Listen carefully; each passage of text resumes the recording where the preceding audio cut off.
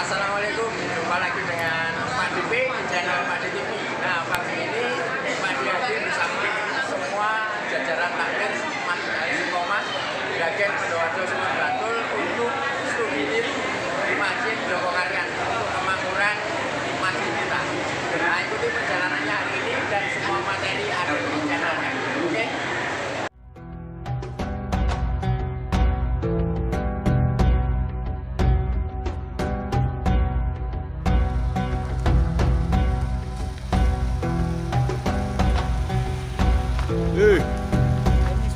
Ya.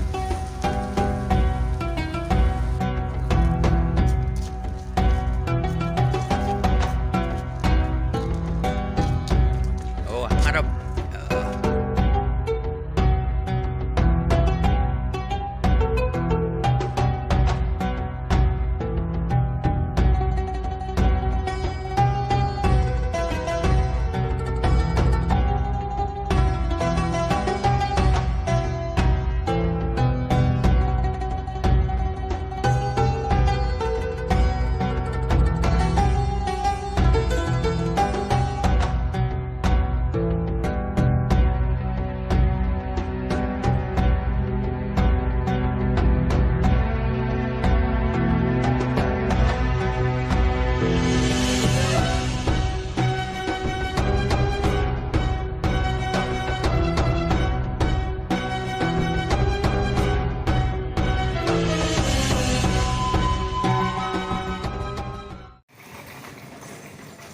Pagi.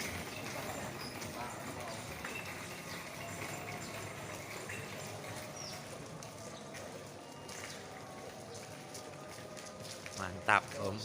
Jas, Om.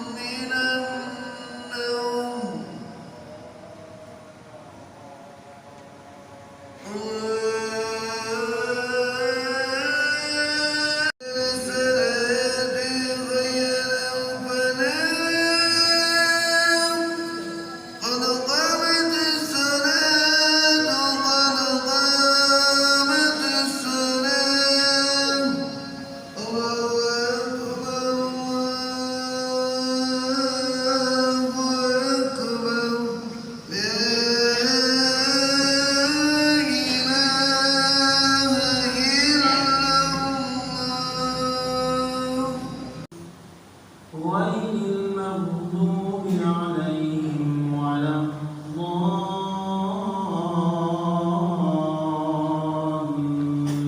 الضالين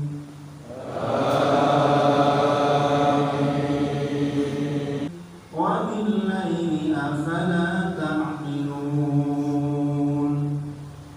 وإن يونس لمن المرسلين الله السلام عليكم ورحمة الله. Termasuk bagi musafir, ya, mohon maaf kalau mungkin ada paham yang berbeda, ya. Maka kita mengharap ada jamaah musafir yang kemudian menegakkan sholat jamaah sendiri di saat sholat jamaah utama ditegakkan. Ini kita larang, langsung kita batalkan. Ya. Di sini sholat berjamaah itu di lantai 2 atau di belakang. Kok berdirikan sendiri bareng-bareng itu kita larang, kita batalkan supaya di dalam satu masjid tidak boleh ada lebih dari satu imam. Dengan terima kasih Aroyan perumahan Taman Sari di Kami Indah Topsi Atau mungkin rombongan lain yang ingin bergabung bisa langsung Sip. ke lantai 2. Demikian informasi dari kami. Bila itu hidayah. Assalamualaikum warahmatullahi wabarakatuh.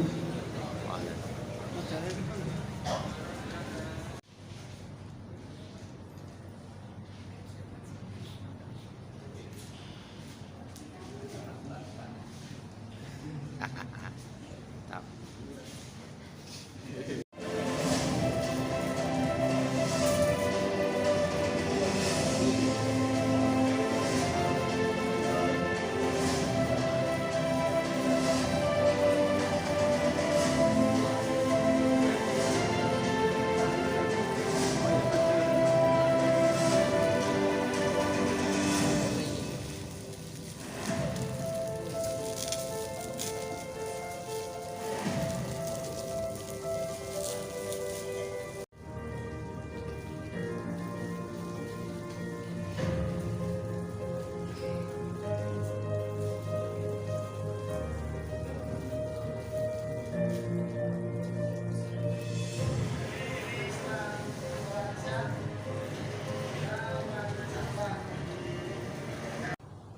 Assalamualaikum warahmatullahi wabarakatuh. Waalaikumsalam warahmatullahi wabarakatuh. Akan kita awali dengan membaca bacaan basmalah. Bismillahirrahmanirrahim. Bapak-bapak, ibu-ibu, dan saudara-saudara sekalian, bersyukur kepada Allah Subhanahu wa Ta'ala atas segala nikmat dan karunia-Nya. Salam dan salam semoga tercurah kepada kita Nabi Muhammad sallallahu alaihi wasallam. Bapak Ibu yang dirahmati Allah, tadi atas nama takmir Masjid Jogokarian ucapkan sugeng rawuh ahlan wa sahlan di Masjid Jogokarian ini. Terima kasih atas kunjungannya. Kalau di jadwal atau di agenda pagi ini kami menerima 3 rombongan. Yang pertama dari Masjid Nur Hidayah Kota Baru Priyorejo Gresik. Ada kemudian takmir Masjid Al-Istiqomah Pendowoharjo Sewon Bantul. Kami terkait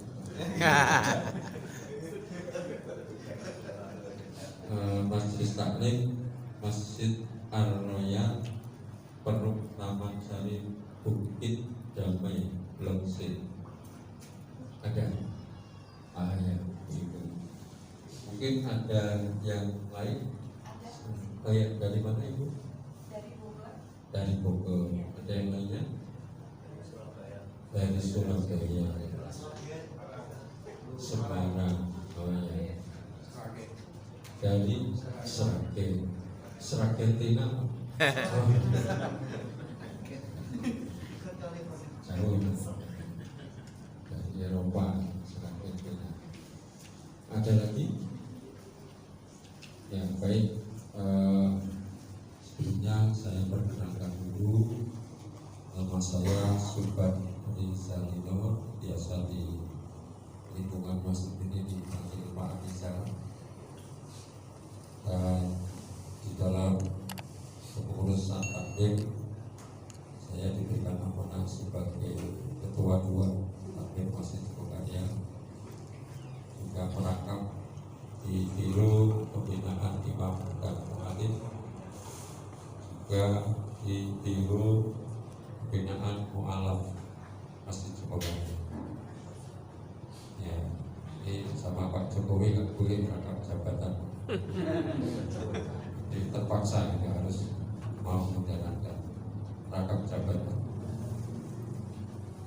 Baik Bapak Ibu yang dirahmati Allah, kami mohonkan untuk sambutan dari masing-masing rombongan ini nanti perwakilan saja, dan jangan lupa untuk menyampaikan pertanyaan. Nanti akan saya jawab sambil presentasi.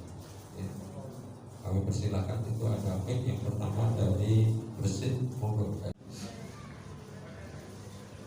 Alhamdulillah, syukurillah, alhamdulillah, nama baru yang menghormati Bapak pimpinan pengurus Masjid Joko Karyan.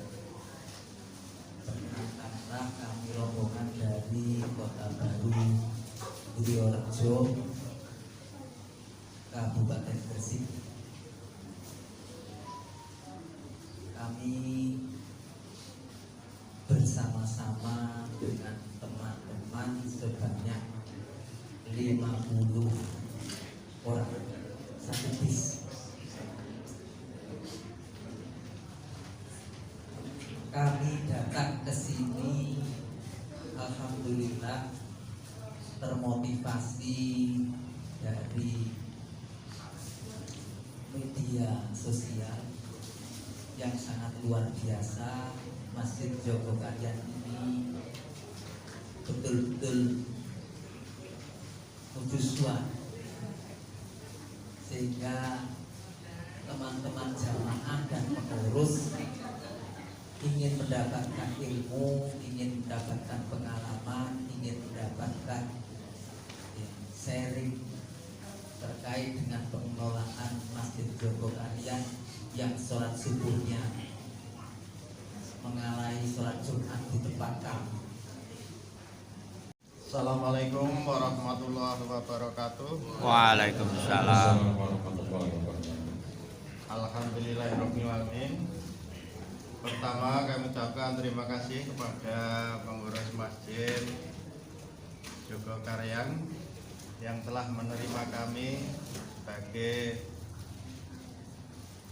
tamu dengan permohonan seminggu sebelumnya ya Pak ya. Nah ini kami bersepuluh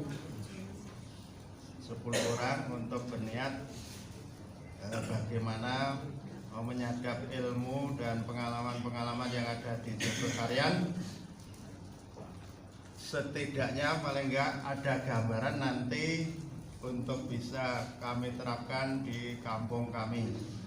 Kampung kami kurang lebih berjumlah dari 1 RT itu 80 KK kurang lebih, namun jamaahnya kurang lebih setiap maghrib, isya dan subuh itu yang paling banyak. Untuk zuhur dan asar hanya beberapa. Nah maghrib, isya dan subuh itu kurang lebih hanya sekitar 20 orang. Nah bagaimana cara nanti untuk bisa yang 1 RT 80 KK untuk bisa kami tingkatkan dengan jurus-jurus yang mungkin nanti dari teman-teman ini bisa menyadap 1, 2, 3 dan seterusnya. Selanjutnya karena kampung kami juga ada kampung yang kecil, kemudian warganya juga terbatas untuk taraf ekonominya, kemudian yang utama adalah sumber dana sampai bisa semakmur itu jurus-jurus apa yang bisa kami terapkan di kampung ini. Mudah-mudahan nanti sedikit banyak bisa kami menyadapnya kepada teman-teman juga untuk bisa dibawa ke kampung kami, nanti bisa kita kembangkan dan terapkan. Kalau melihat dari tayangan tadi, nah kami ya walaupun sedikit berkecil hati lihat ngelokasi ini saka ngendi mau memulainya itu dari mana. Nah sehingga kami otomatis paling tidak juga punya niatan baik untuk meningkatkan lingkungan Masjid Al-Istiqomah. Kurang lebihnya mohon maaf. Assalamualaikum warahmatullahi wabarakatuh. Kami dari Sari Bukit Damai, Bogor. Seperti yang bapak-bapak sesama rombongan kami juga, niat kami ke sini alhamdulillah untuk belajar dengan apa yang sudah dicapai oleh Masjid Jogokarian ini. Seperti ketahui ya Pak, kami ada 2 rombongan. Yang pertama itu lagi melaksanakan juga takmir camp di Kopi Rindu. Jadi kami bagi 2 tim, sebagian di Jogokarian, sebagian di camp Kopi Rindu yang menunjukkan ada takmir camp. Kami juga, masjid kami ini ada masjid baru berusia kurang lebih 3 tahun yang berada di kompleks kami Pak. Sebelumnya memang bapak-bapak perumahan ada secara pribadi maupun secara kelompok ke sini. Kami tertarik ibu-ibu dari Majelis Taklim Al-Rakyat untuk lebih banyak belajar bagaimana masjid dimakmurkan, bagaimana UMKM masjid ini. Alhamdulillah setelah lihat dari beberapa pengalaman bapak-bapak sosial med, kita ingin sebagai Masjid Taklim Al-Rakyat yang punya UMKM juga ingin banyak belajar di sini ya Pak ya. Walaupun kami ibu-ibu, alhamdulillah niat kami, keinginan kami begitu besar untuk bisa tercapai seperti yang Masjid Jogokarian menjadi makmur begini. Jamaah pengajian Masjid At-Taqwa Kristian Rawasari dari Kelurahan Mosopro, Kecamatan Sumberlawang, Kabupaten Sragen. Kami serombongan sekitar 70 orang. Ada mobil kecil 2 dan 1 bus. Cuma yang ibu-ibu kebanyakan masih di bawah. Nah, kami tentunya sama dengan yang disampaikan bapak-bapak sebelumnya tadi, mendengar dari selain dari media sosial juga dari rekan-rekan yang ada di Sragen. Di sana juga ada Masjid Al-Falah yang sudah lebih maju daripada di kampung kami, dan tentunya Masjid Al-Falah juga dari pengurusnya juga belajar dari Jogokarian itu. Makanya kami ingin menimba ilmu bagaimana manajemen masalah keuangan, sumber dana dan segala macam, sehingga masjid itu bisa makmur seperti yang ada di Jogokarian atau juga di Al-Falah. Masjid Jogokarian yang telah memberikan kesempatan kepada kami dari Surabaya, Masjid Al-Ikhlas, Wonokromo, Kota Surabaya. Inti pertanyaannya sama dengan para takmir sebelumnya, dari bapak-bapak takmir sebelumnya, tapi mungkin ada tambahan pertanyaan, yaitu Masjid Jogokarian ini manajemennya yayasan atau takmir masjid itu. Kemudian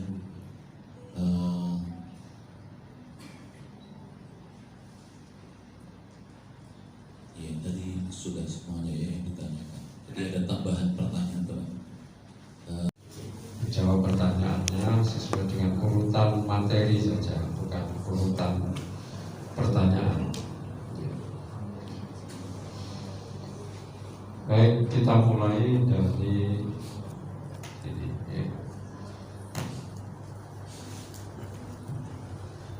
Ada beberapa pertanyaan yang sering mungkin ada di benak kita, ya, berkaitan dengan masjid. Yang pertama, apa itu masjid yang makmur? Karena memang ada banyak pengurus takmir itu yang mungkin masih belum bisa memahami apa itu masjid yang makmur. Ya, kalau masih perhatikan bahwa masih ada masjid-masjid itu yang takmirnya hanya sibuk ngurusi bangunan. Anggaran itu dihabiskan untuk bangun saja, tidak kemudian memperhatikan masyarakat di sekitar. Kenapa? Karena orang-orang yang nantinya kita ajak untuk memakmurkan masjid itu ya intinya itu adalah masyarakat di sekitar masjid.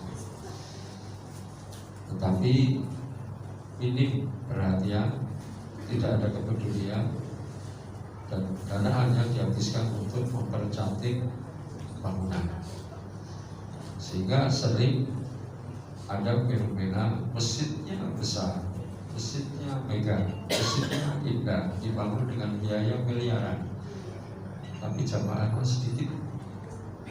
Ini kan memubazirkan dana, ya, jamaahnya sedikit, masjidnya miliaran. Kan untuk membiayai orang yang sedikit itu perlu biaya yang besar sekali. Kan ini berarti kan kemanfaatannya kurang dirasakan oleh banyak orang. Nah, karena apa? Karena masyarakat tidak digerakkan. Ya, merasa kalau kan kita sudah cukup dengan adzan saja mengundang orang sholat itu, kan? Jadi merasa cukup. Jadi menaranya ditinggikan, pengeras suaranya ya dikeraskan, ya. Hanya merasa sudah cukup dengan itu, tapi tidak kemudian menggerakkan. Nah, menggerakkan ini ada caranya, dan itu juga perlu dana yang juga tidak kalah banyaknya. Nah, ini terbukti bahwa memang pertanyaan tentang masjid yang makmur itu seperti apa ini memang perlu harus dibahas. Yang kedua, apakah masjid kita sudah makmur sesuai dengan pemahaman tentang masjid makmur itu? Yang ketiga, mengapa masjid kita belum makmur? Masalahnya apa? Kok belum makmur? Duitnya harus betul oke, gitu ya. Dan bagaimana cara memakmurkannya? Nah, ini yang tentu saja menjadi pertanyaan kita semuanya dalam hal pengelolaan masjid. Pertanyaan pertama, masjid yang makmur adalah masjid yang selalu ramai dikunjungi jamaah untuk sholat 5 waktu. Maksudnya ramai ini ya memang relatif, tetapi relatif itu diukur dari apa? Satu, besar atau luasnya bangunan masjid. Kalau masjid itu bisa menampung 1000 orang, 100 orang jamaah itu berarti hanya 10%. Ya, artinya ini masih dianggap sedikit. Jamaah kapasitasnya cuma 100 orang, 90 orang yang sholat, ya berarti sudah termasuk kan gitu. Nah, maka ini juga berkait dengan wilayah dakwah dari masjid itu seberapa luasnya. Misalnya ya, masjid dengan kapasitas 100 orang itu berarti ini masjid cukup wilayah dakwahnya 1 RT saja. Ya, kalau masjid Jogokarian ini kalau hanya masjidnya saja, ya masjidnya saja, ini kan tidak termasuk bangunan masjid, ya. Artinya ini bangunan komplek masjid, tapi secara syariat tidak dihukumi sebagai masjid. Maka catnya beda. Ini kan rem ya Pak ya, itu hijau. Nah, ini untuk membedakan bahwa ini bangunan yang tidak dihukumi secara syar'i sebagai masjid, itu yang masjid. Maka di sini di komplek yang ini termasuk bagian dari pengembangan dari Islamic Center. Maka orang boleh berjualan di sini di halaman masjidnya, nah, tidak termasuk di masjid. Orang berjualan di masjid. gitu ya, dan lain-lain. Nah, kalau cuma masjidnya saja itu mungkin hanya sekitar 350-an orang lantai 1, lantai 2 itu. Karena memang Masjid Jogoran ini dulu masjid kampung, bahkan sampai sekarang juga masjid kampung. Ya, bukan masjid yang dinyatakan sebagai masjid tingkat masjid jami, tingkat kelurahan, apalagi tingkat kecamatan, itu bukan, tetap masjid kampung. Namanya saja juga Masjid Jogokarian, sama namanya dengan nama kampung Jogokarian, dan itu sunnah. Nah, jadi wilayah dakwahnya itu seberapa? Kalau ini masjid yang 500 orang bisa nampung, berarti kalau orang 1 RW. Ya, wilayah dakwahnya berarti 1 RW. Bisa 1000, berarti bisa 1 kampung misalnya. Nah itu, jadi relatifnya di situ. Kemudian orang senang sholat dan beraktivitas di masjid tersebut karena kebarokahan dan kemanfaatan yang mereka rasakan. Artinya masjid tidak hanya semata-mata untuk sholat berjamaah, tapi untuk membangun masyarakat. Nah, membangun masyarakat itu ya tidak hanya rohaninya saja, orang mengisi pengajian tok. Sing larat yang diajari sabar. Tidak hanya itu, tapi juga dibantu. Ya, yang tidak punya pekerjaan ya orang ikut sabar. Gitu ya. Nanti ada kartu Indonesia Pak, gitu ya. Prakerja misalnya, tidak hanya itu. Tapi kita berikan solusi biar orang ini nyambut gawe dan berpenghasilan. Nah, kalau ada peluang pekerjaan ya diberikan pekerjaan. Ya, di masjid atau di mana kita buka jaringan ya. Nah, ini kita punya sejak tahun 2000-an itu kita punya wadah yang namanya Kurma, keluarga alumni remaja. Jadi dulu yang aktif di remaja masjid ya termasuk saya gitu ya. Saya pernah jadi ketua remaja tahun 90. Yang pernah aktif jadi pengurus remaja di remaja masjid itu ya setelah menikah ya tidak dicolke begitu saja. Ada wadahnya namanya Kurma, keluarga alumni remaja Masjid Jogokarian. Ini yang bapak-bapak, yang ibu-ibu Umida, himpunan umi-umi muda. Jadi kalau istri saya yang sudah masuk umiwan, umi tua. Dan 50 tahun ke atas ya, sudah seksi, second siji. Nah, ada wadahnya. Nah, jaringan Kurma ini, alumni ini kan tidak semuanya tetap tinggal di sini ya. Ada yang bekerja di luar kota, bahkan di luar negeri dan sebagainya. Nah, ini jaringan. Di sana punya perusahaan atau punya kantor dan sebagainya. Ya, untuk menampung adik-adik remaja yang baru lulus kuliah, lulus sekolah, gitu. Di sana ada lowongan pekerjaan disalurkan. Jaringan. Sudah tahu track recordnya, sudah tahu pribadi kayak yang adikku ning remaja masjid jujur apik semangat guys, pinter ini. Saiki jarine ora bisa nyambut gawe tak tarik bisa jaringan. Termasuk memberdayakan kalau mereka ingin punya usaha, ya ingin punya usaha. Nanti saya jelaskan bagaimana kita memberdayakan, diberikan pekerjaan, ya, dibuatkan event, dimodali, gitu ya, dan sebagainya yang akhirnya mereka bisa mandiri. Nah seperti itu. Dan itu kan perlu biaya. Artinya dana masjid itu tidak hanya dihabiskan membangun bangunan masjid, tapi ini disisihkan juga untuk masyarakat. Tuh. Nah, ketika mereka merasa berhutang budi, merasa mendapatkan manfaat dan barokah dari masjid, itu ya saya kira jadi gampang, yuk masjid, yuk sholat jamaah gitu. Ya, karena sudah diperhatikan oleh masjid. Ini salah satu bagaimana tadi menggerakkan orang. Ya. Jadi ketika kemudian masyarakat ini diperhatikan, ya tidak hanya dari sisi kebutuhan pokok, tapi yang lainnya juga.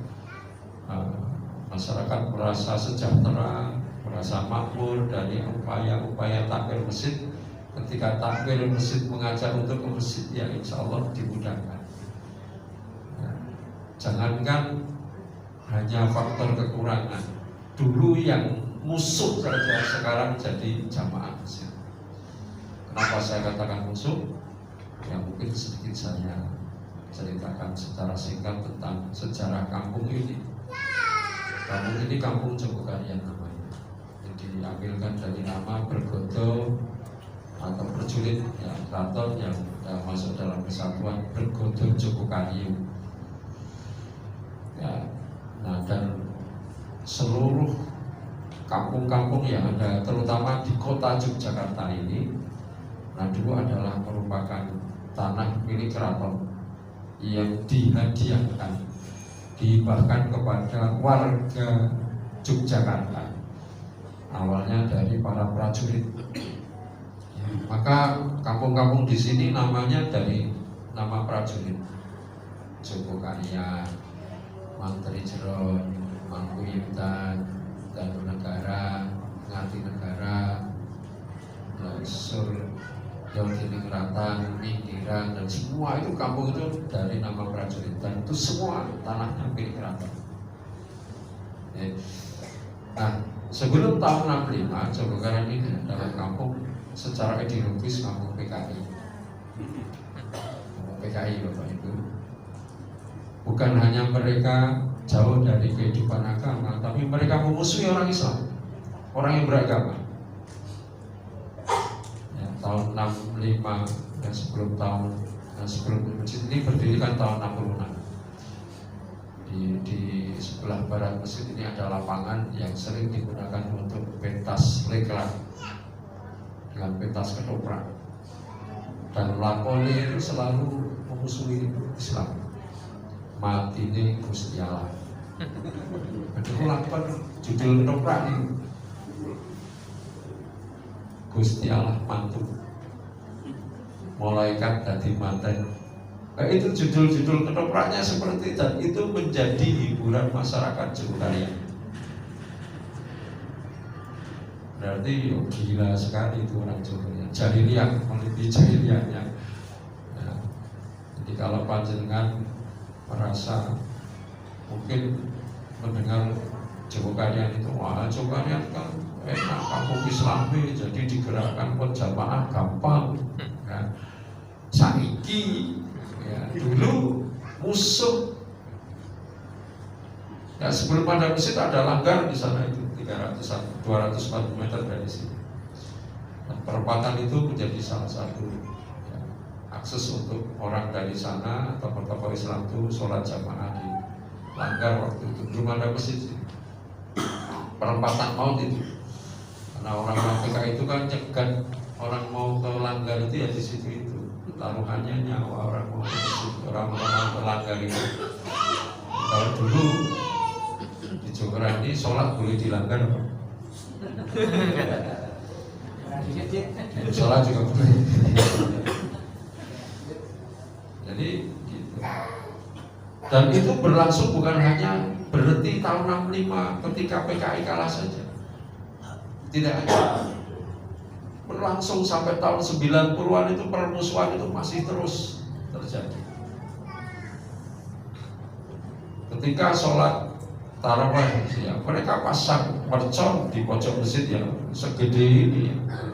Yang penting aku obat nyamuk. Nanti begitu meledak ya orangnya pergi, udah nggak tahu.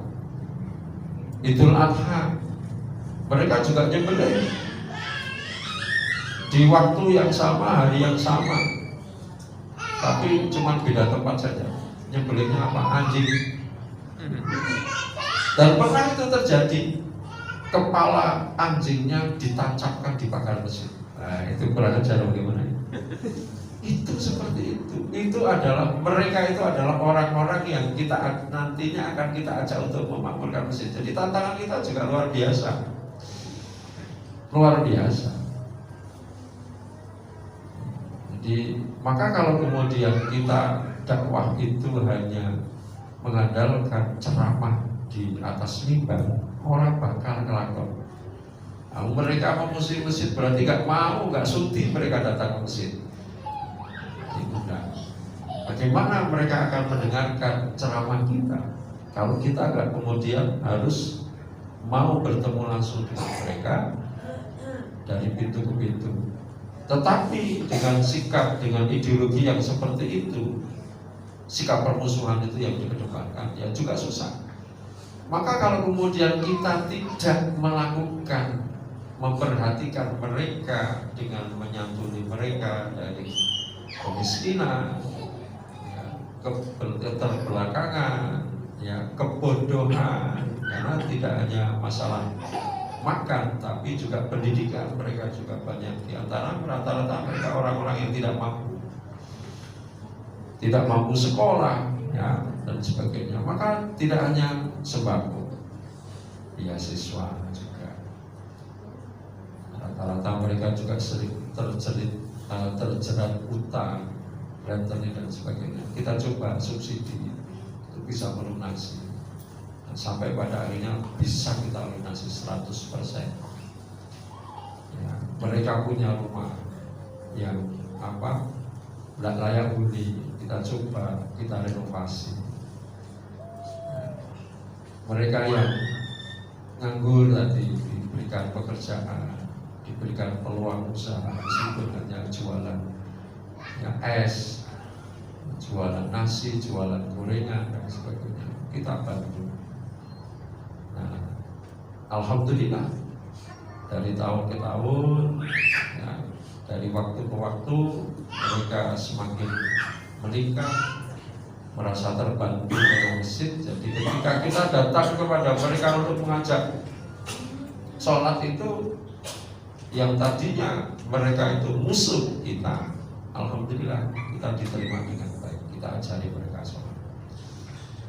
Jadi sampai tahun 2000 itu ketika kita mau menerapkan manajemen ini, kita survei, kita data, kita adukan. Sensus yang pertama kali dilakukan oleh Takmir Masjid Jawa Barat itu sekitar tahun 2000, dan itu kita masih mendapati lebih dari sekitar 864 orang muslim yang belum sholat. Nah, kita mau sensus Pak, kita tanya langsung sholat sudah belum. Dan itu kita ada kuesioner, ada form data yang mereka harus isi. Ya, ada yang mau isi, ada yang tidak. Ada yang bahkan masih ada sikap permusuhan, masih ada apa urusannya, tanya-tanya aku sholat kok dulu, ya, dan sebagainya. Ini urusanku, ya, dan sebagainya. Masih ada seperti itu. Tapi begitu kemudian kita bisa dapatkan data, kemudian kita perhatikan mereka melalui kegiatan-kegiatan sosial yang tadinya nggak mau didata, minta didata. Oh, ternyata dapat bantuan. Ya, sekarang ini banyak orang yang kemudian bahkan orang dari luar Jawa yang mungkin boleh kontrakan nih Jawa ya. Itu bantuan itu sampai seperti itu. Nah, ketika mereka belum sholat, kita ajari sholat. Terus kita dari door to door, dari hati ke hati, dari orang per orang yang tadinya belum sholat, kita ajari sholat.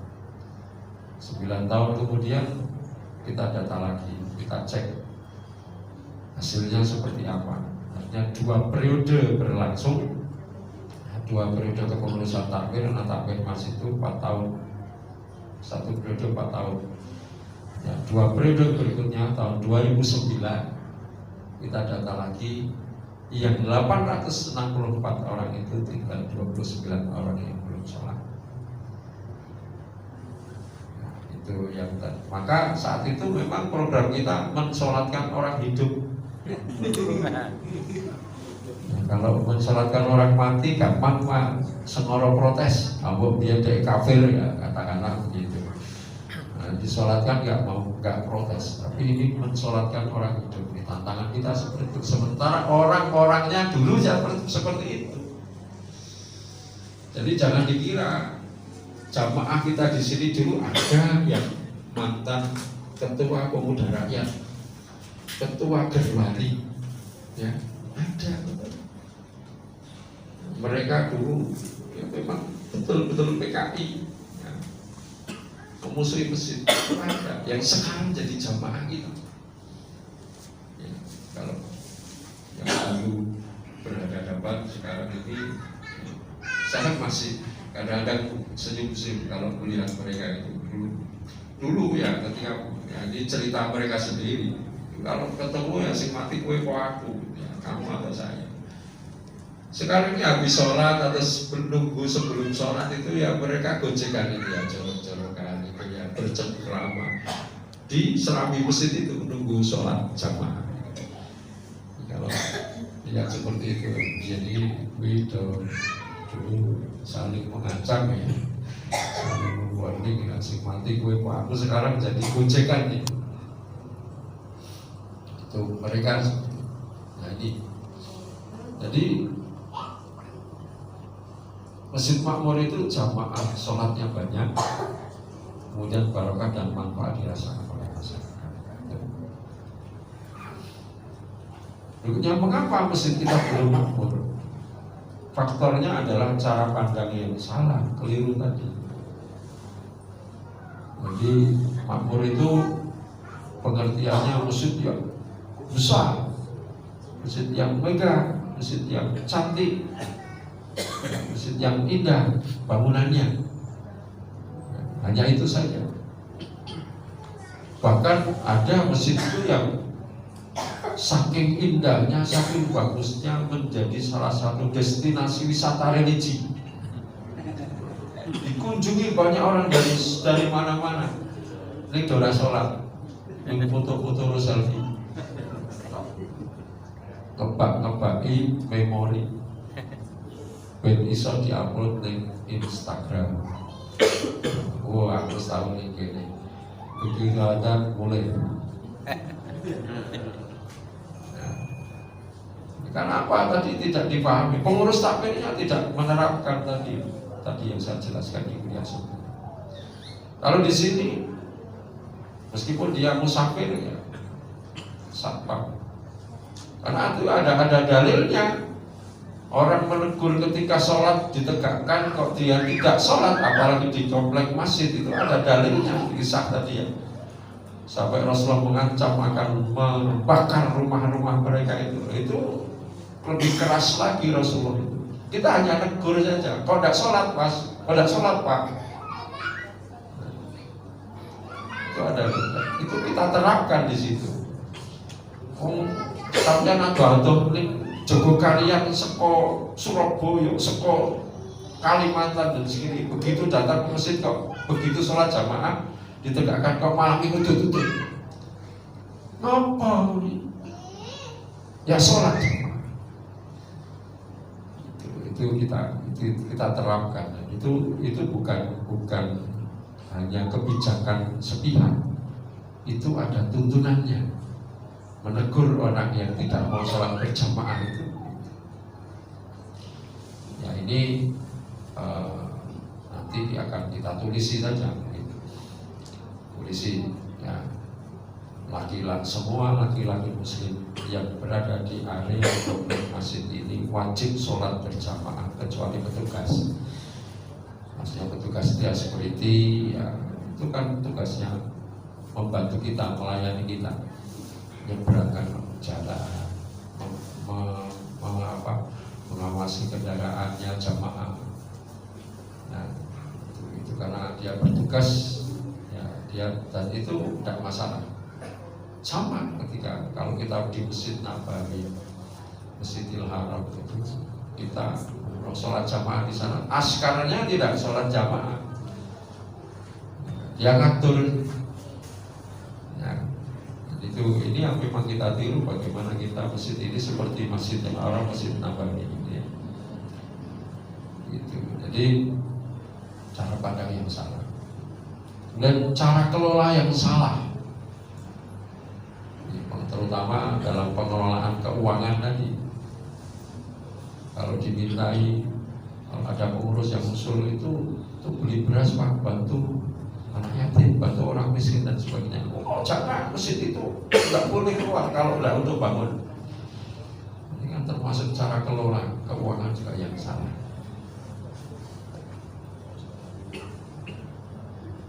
Nah, kekeliruan cara pandang dan kelola hanya mengurus takbir masjid, hanya mengurusi bangunan masjid, tidak mengurus kebutuhan jamaah, dalam kurung tidak punya peran menyelesaikan problem masyarakat. Infak hanya dihabiskan untuk mempercantik bangunan, minim peran untuk mensejahterakan masyarakat. Pengurus bertindak sebagai penguasa, bukan sebagai pelayan jamaah.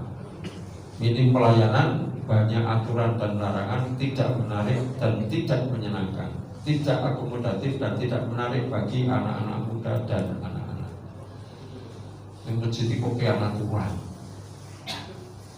dilarang tidur di masjid, dilarang membawa anak-anak ke masjid. Jadi takbirnya merasa kerepotan. Kok udah datang ono petugas sing lagi bocah-bocah. Bocah-bocah ngono udiak ganggu, dianggap pengganggu. Anak-anak remaja mau berkegiatan yang sifatnya umum gitu ya, ora oleh. Mau latihan olahraga, latihan musik, latihan seni, latihan apa itu ya, latihan bela diri gitu ya. Masjid gojak-jakan, masjid ikut sholat. Belum ngerti ya. Zaman Rasulullah itu masjid untuk latihan perang, memanah. Nah, itu dilakukan oleh Rasulullah dan para sahabat di komplek masjid. Latihan perang itu, latihan materi wong gitu. Ya, jadi kalau kemudian remaja masjid ada mau belajar bela diri, gantung ke sancak gitu, jebak-jebuk rawa gitu ya. Masjid kok ucap-ucapan gitu. Ya, karena apa? Dulu kita ngalami loh. Jangan dikira takbir masjid kita ini di Joret itu ya kayak gini dari dulu, enggak. Kita mengalami masa-masa juga yang menghadapi ketika dulu saya remaja, takbir yang sing nyebeli itu ya orang gini orang itu. Ya itu dulu tapi ya. Tapi kita rubah mulai sedikit demi sedikit ya, pemahaman kita tentang masjid dan sebagainya. Alhamdulillah. Apalagi kemudian diadakan periodisasi kepengurusan kan